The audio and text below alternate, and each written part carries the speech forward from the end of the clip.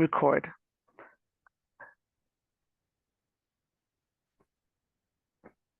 Okay, recording to the cloud. Recording to the cloud, is that correct, Deidre? Yes. Thank you. And it's, again, I have also the red dot. Yes, this recording. Please proceed. Thank you.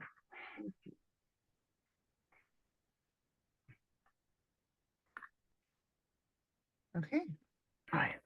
So let's get started talking about Color the Curb. So Color the Curb, for those of you interested in applying, is a collaborative design and placemaking project that is a partnership between the DC Commissions of Arts and Humanities, CAH, the District's Department of Transportation, DDOT, and DC Public Schools, DCPS. And the aim of this program is to increase pedestrian safety by painting ground murals and curb extensions outside or near schools in Washington, D.C. So right now we've opened the application about a week ago, and we are seeking mural artists with large-scale exterior mural painting experience and youth engagement experience.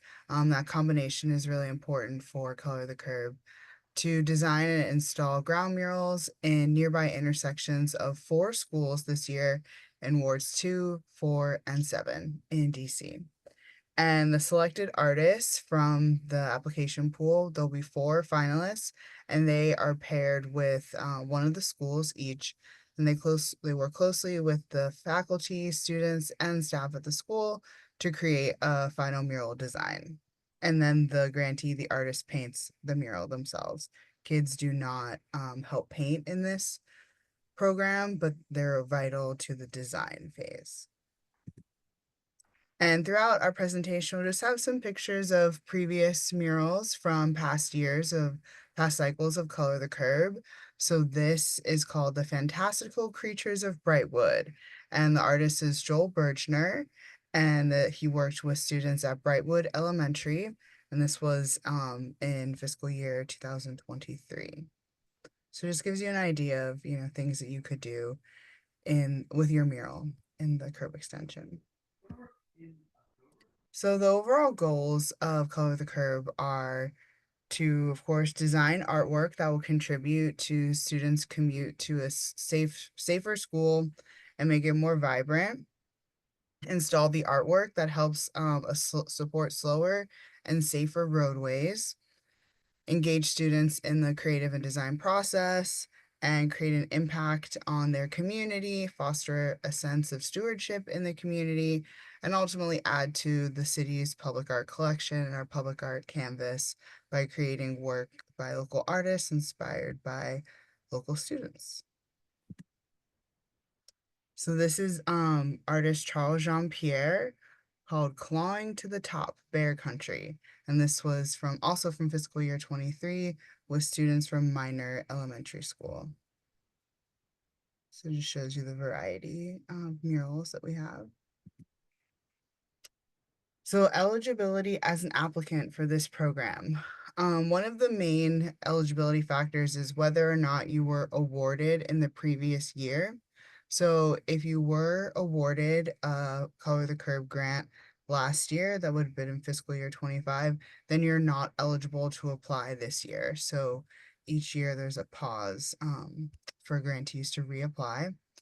This opportunity is only open to district residents aged 18 or older.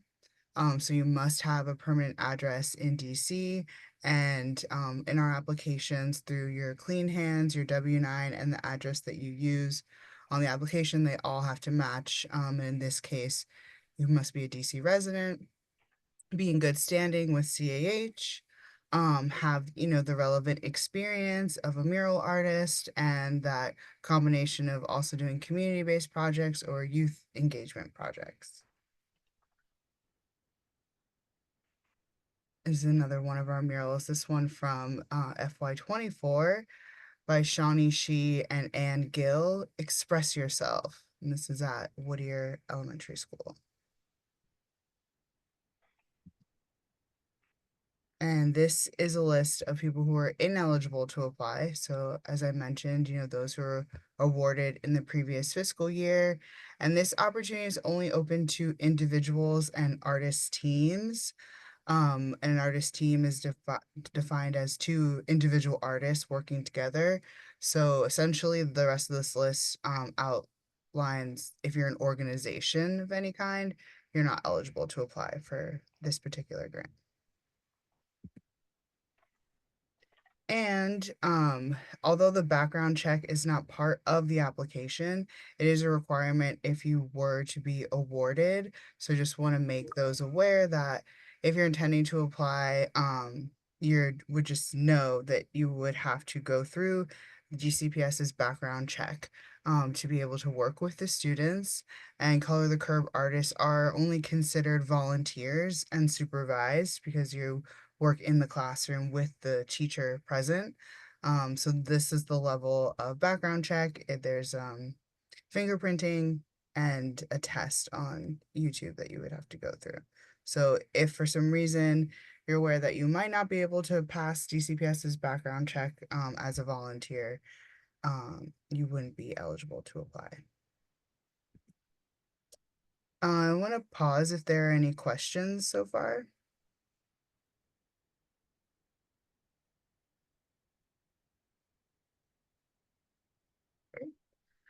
This is just a picture showing of the plaques that we put out next to the murals that link back to the Color the Curbs website within DDOT's Art in the Right of Way program, where you can access more information about the artists and sort of the process and the meaning behind each mural. Okay, so getting into this year, these are our proposed sites for FY26. Just be aware applicants should not contact the schools during the application phase. Sometimes artists have, pre-existing relationships with these schools, and we ask that you don't contact them about this particular opportunity. And keep in mind that we are working in the road, even though the curb extensions separate it, from the street. There could be construction or interruptions or damage during your installation phase. So it's just something to consider as an artist when you're applying, and be aware that that may happen to your site. And, we're here to support you if there is any construction or any interruptions that happen during installation. So our sites are Garrison Elementary School, which is in Ward 2, Dorothy Height Elementary School in Ward 4, Theodore Roosevelt High School, also in Ward 4, which is right sort of behind Dorothy Height Elementary School. And this is the first year that we'll be working with high school students, which is pretty exciting. And then our last site is Kimball Elementary School in Ward 7, close to like DuPont, Fort DuPont Park. So in the RFA and as a part of the application, we do give you like a preview, an outline of what the sites are. So you just have an awareness of the size of the murals. So these are the intersections for Garrison Elementary on S Street and 12th Street, and then a portion of Vermont Avenue near 11th Street Northwest. These are the sites for Dorothy Height Elementary. So there's an intersection right at 13th and Allison, and then a smaller section up the street a bit on 14th and Arkansas Avenue Northwest. And then this is our just around the corner at Roosevelt High School, intersection at 13th and Upshur Street Northwest. And then a section on the other side of the school off of Iowa Avenue and Georgia Avenue Northwest. And then lastly, this is our site around Kimball Elementary. Something to know about this one is that there is a bike share rack that would have to be still accessible when installing. So this is a singular site, but still a similar square footage as if you were to add up the curb extension intersections. So as I move forward to the grant process, because it is a little bit different this year, if you are a previous grantee, we are using Submittable for the first time. And the CAH will eventually shift fully to Submittable, but Color the Curb is kind of the first test run of that program. So I'm going to go through the look of the application. Just want to pause again here if there are any questions about the sites or eligibility or anything I've mentioned so far.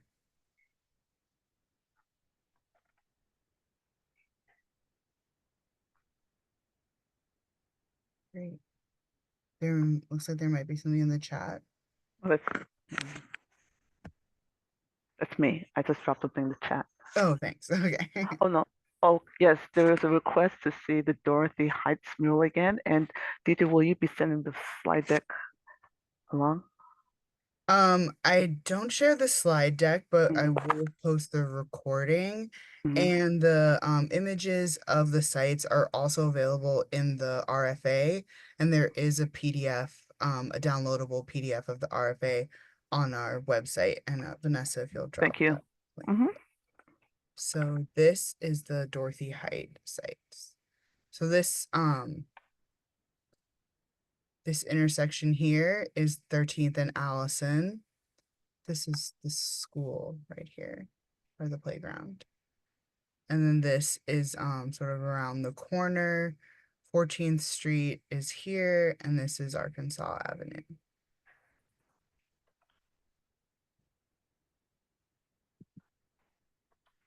Okay. So just a reminder that the deadline for this application is Monday, January 12th, 2026 at 9 p.m. With Submittable, the application will automatically close right at 9 p.m. So please be really aware of the deadline if you're applying, on that Monday. So as I mentioned, we are using Submittable for the first time with Color the Curb here. And this is CH's website, the landing page for Color the Curb, where you can access a link to Submittable and any additional resources into using Submittable. They have like a really helpful frequently asked questions page on also my email if you have any specific questions. And then on this page too, if you scroll down is where you'll be able to get the PDF of the RFA with some of the site images in there. So tips to think about before you are submitting your application. One, to test that your work samples are viewable. You'll see as I go through screenshots of Submittable. We prefer JPEGs and then PDFs for documents. And you want to make sure that your work samples are really your best example of your past work. This application is asking just for your previous experience. So you want to make sure that you're submitting, the most relevant work samples, and that they demonstrate your skill and your ability to complete such a large scale mural as you've just seen some of the site things and, with your experience. So this is the landing page, the home page when you open up Submittable. It is a very popular platform, so it's possible that you have a login already, or you might need to create an account. You will all on the same page, click either apply, and this would prompt you to log in. So here you would either log in with your existing, if you have an existing Submittable login, or you would click sign up to create an account.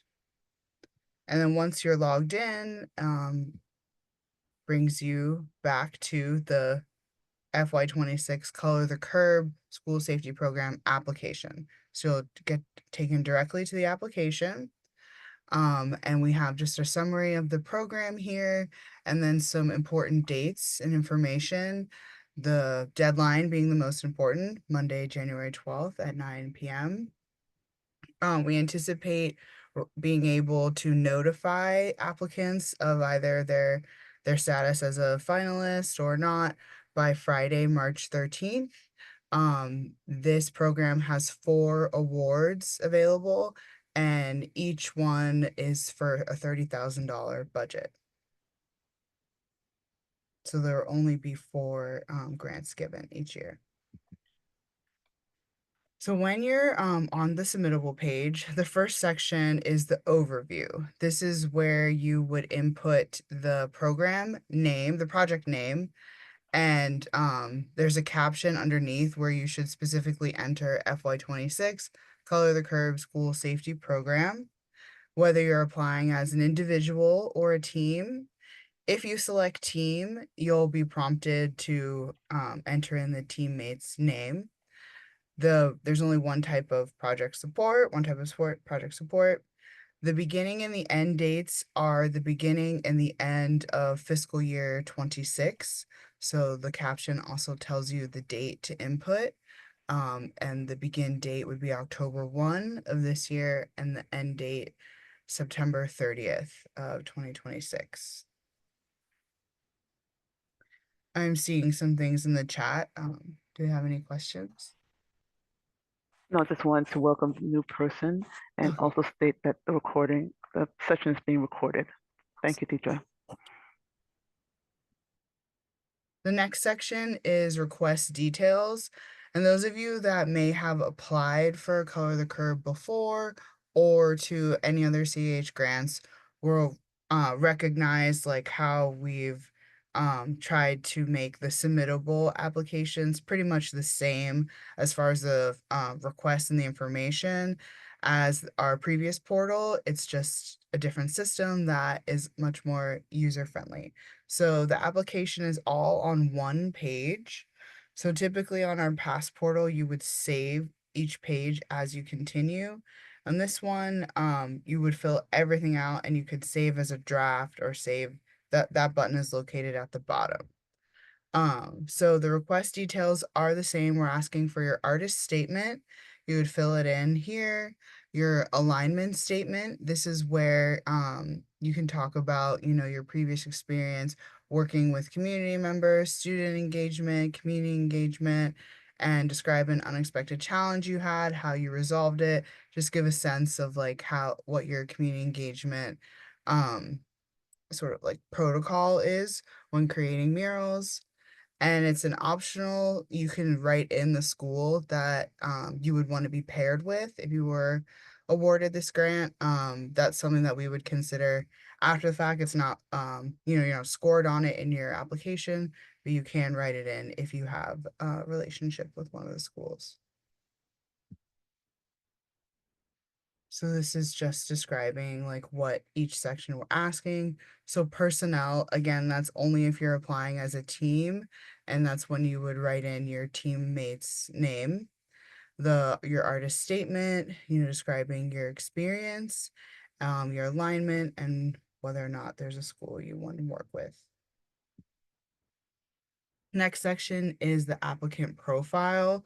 So this is where you would put in your name and your address, your ward. Again, this is only open to DC residents, your social security number, and then your login information and your phone, your website, that's optional. And then your discipline, there's only one. This is, just defined under visual artists.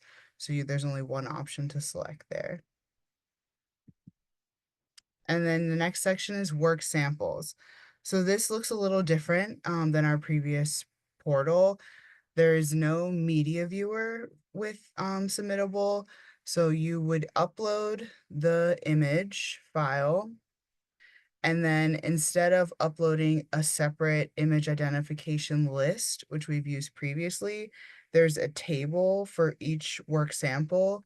underneath where you would upload, and this you would input the detailed information about the work sample. So if you the artist's name, if you were the lead or not, the title, the date, the medium and the size, the location, and then if you scroll over this, it also asks about if there was a level of community engagement.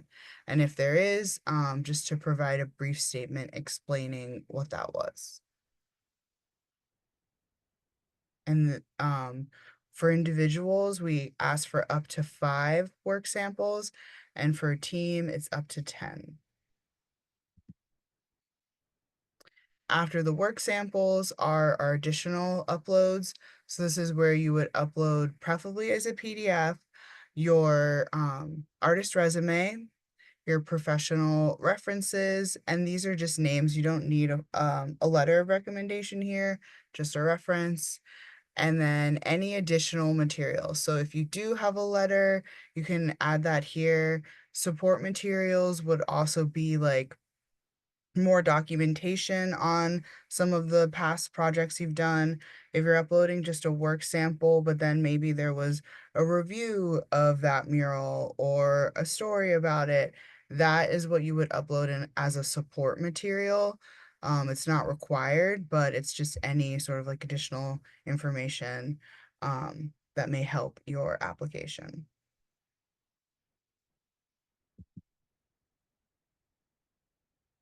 So, and these are just the documents we went over. And if you are working as a team, you would upload your resumes together. And then the last section are the compliance documents. These are also very similar to our previous portal, and you upload it all here. Your W-9 is really important that you use the March 2024 version of the W-9. These fillable versions of these documents are also available on our website. Your clean hands, which you get through My Tax DC, that has to be dated within 30 days of the application when you submit the application. This time around, we're asking just for like a quote of your insurance policy, or if you have a past COI. Insurance is a requirement for grantees, but it's not a requirement for the application. So in this case, you would just sort of maybe do some search about what type of policies are out there, and get a quote and submit that instead of requiring you to have a COI during application. Your statement of certification, and then the artist copyright form. And you would fill those in, sign them, and then upload them here. And this is just a list of those documents. And then all the way at the bottom, this is where you can save as a draft. So even if you just do fill in your name, you would have to scroll all the way down to save as a draft if you go back later. Or if you're ready and everything is filled in, you're ready to apply, you would hit apply, and then you will get a confirmation email from Submittable that we received your application. Vanessa, you were hand Yes, raised. there's a question in the chat. Yes. Would you mind reading it? Sure. I know the process for this mural involves a heavy collaborative aspect with students. Can we write in a reason for why we would want to work with a certain school if there is a historical connection we align with, and potentially add work samples how we may hypothetically imagine the collaboration to go? Okay, thank you. That's a You're great welcome. question. So you can in the section where you can write in if there's a preference that you have for one of the schools, you can list that there. However, we do not ask for designs as part of this application. It's just previous experience.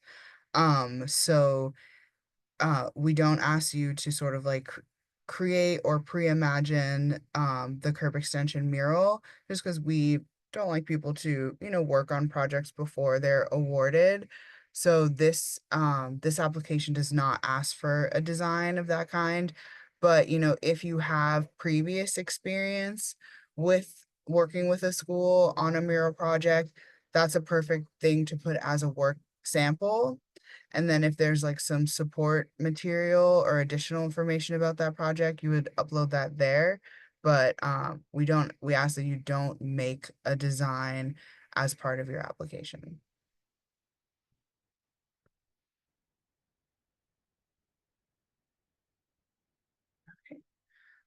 So I'm going to now review the review criteria just so you're aware of how your application will be scored by our panelists.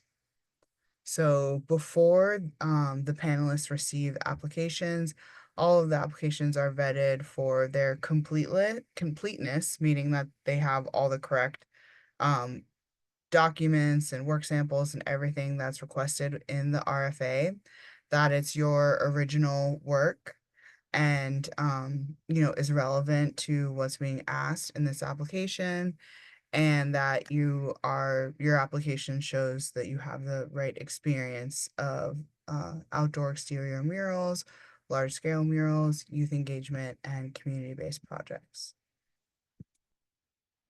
So 40%, the highest percentage in the review criteria, is of course the artistic content. So this is why your work samples are extremely important, because they hold the most weight in the application.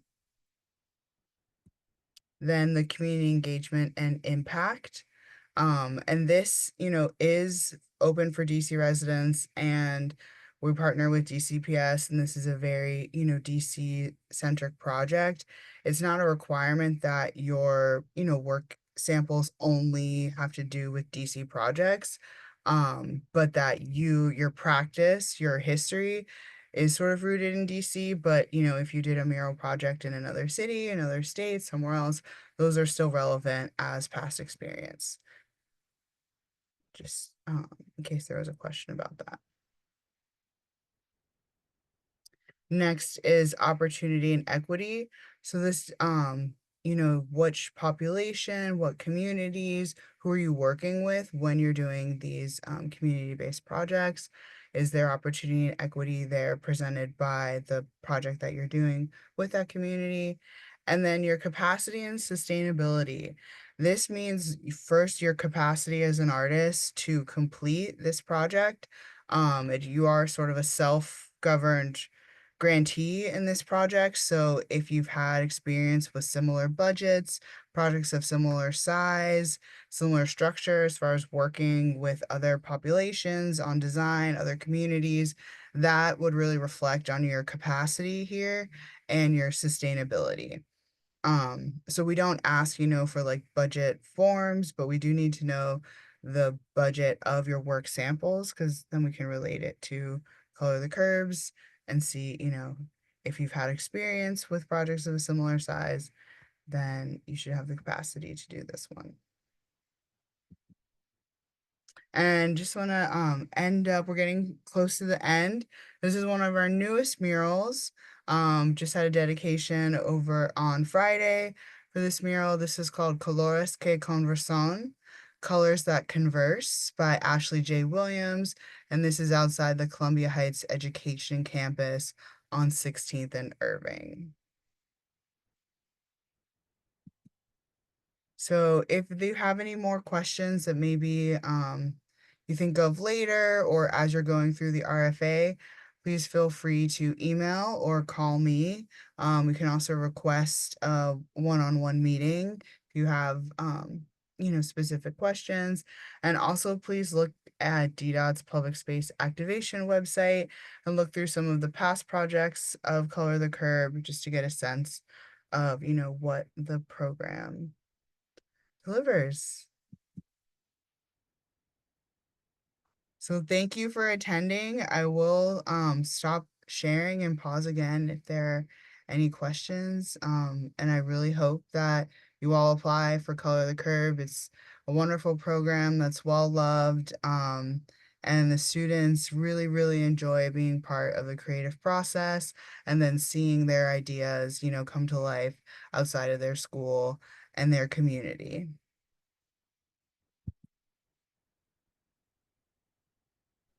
Sorry, I had a question. Oh, is it okay to ask questions? Yes, Oh, please. sorry.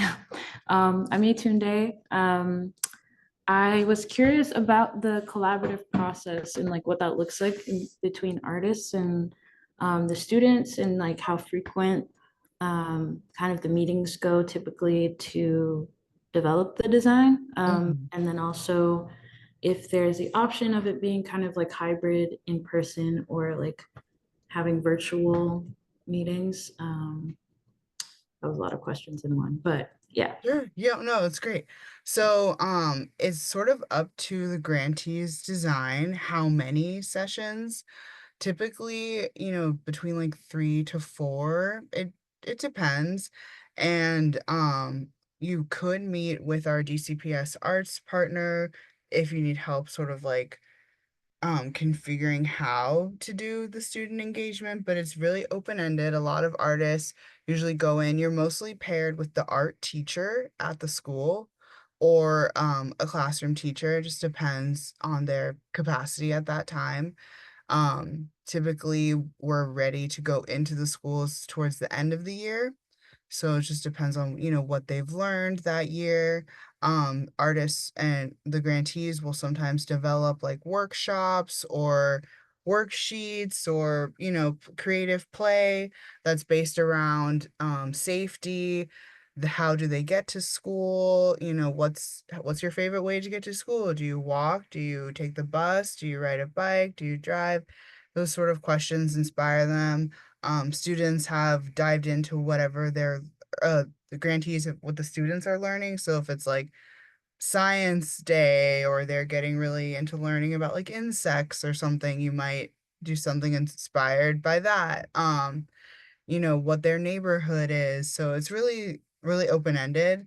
And that's why sort of demonstrating that experience and what you've done previously helps the review panel say, like, oh, okay, this applicant has a style of doing like potato stamp workshops. And that relates to, this mural that they created. And so just to give an idea of like what you've done before, but GCPS is there as a resource, like if you need help crafting something, but it's really open-ended. And then, just depends on how many sessions before you think, okay, I have a design ready. And then once you have created that design, it does go through a review process with us internally as partners. And so we might make some tweaks, but it should really come from the student engagement. And I think your question about virtual, that would just be up to the school if they have the capacity to do anything virtually. It just depends. So that would just be a discussion with the school. Thank you. And I guess one of my last questions was like, have you guys kind of documented that aspect of the projects or have that online for people to see like, oh, this was what engagement with the students looked like, and then that this is how that was translated into like a final product, Mm-hmm. just to get like a sense of maybe how other artists have approached it in the past, because I am curious, and I know there's a lot of different styles that we got to see today. So um, even what you mentioned with like someone who might do like printmaking or stamping and how that translates to like a public mural piece. Mm-hmm. So, our next workshop is actually with Ashley J. Williams, who has done two Color the Curb murals now, a few years apart. And I would recommend maybe signing back in. That'll be in about 4 weeks in December. Um, just to give that perspective, but because we do, have documentation, but we don't release that. The commission doesn't release that. And a lot because, it involves going into schools, and working with kids, we just don't, sort of share that documentation to protect their privacy. But a lot of artists can completely explain, like, oh, I did this or I did that. So we are going to have an artist-led workshop. So it'll be like this, where I sort of breeze through the application, and then Ashley will take over just to, the experience of being one of the grantees, because it is really different. And I think that it's most helpful for applicants to hear from a past grantee in that respect, because I am not the one doing the engagement. So come back. That's December 18th. If you're available. I guess going off of that, sorry, this is my last. Have Yeah, people sure. used a part of the budget to like attempt to document the process, or Oh, like if yeah. you have a videographer, someone who's kind of like over documenting the different aspects of the process? Is that something that you can apply for in the budget? Yes, that's an allowable cost. So within your budget, that goes towards the student engagement, documentation of that, also of, the mural at the end, the installation, any, video, anything you want to do. And it just comes for getting permissions, like if you want to share that publicly, but you can absolutely document it along the way. That's definitely part of the budget and encouraged.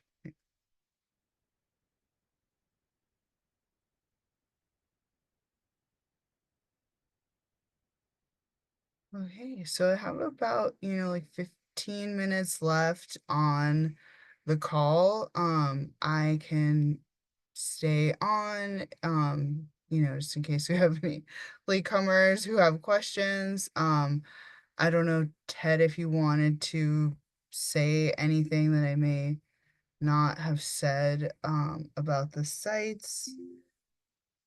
And then otherwise, I think we can close for today. Yeah, I'll make one last quick plug for the Color the Curb website, which is part of the DDOT Public Space Activation website.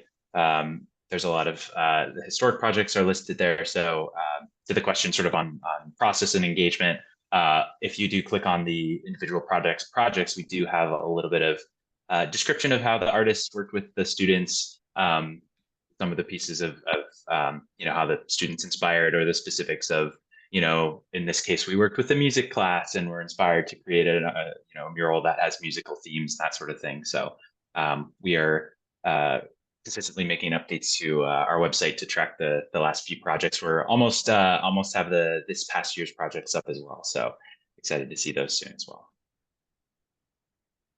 Thank you.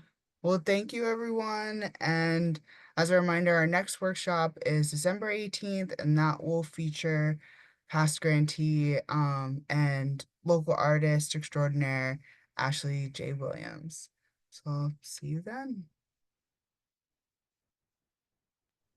Thank you.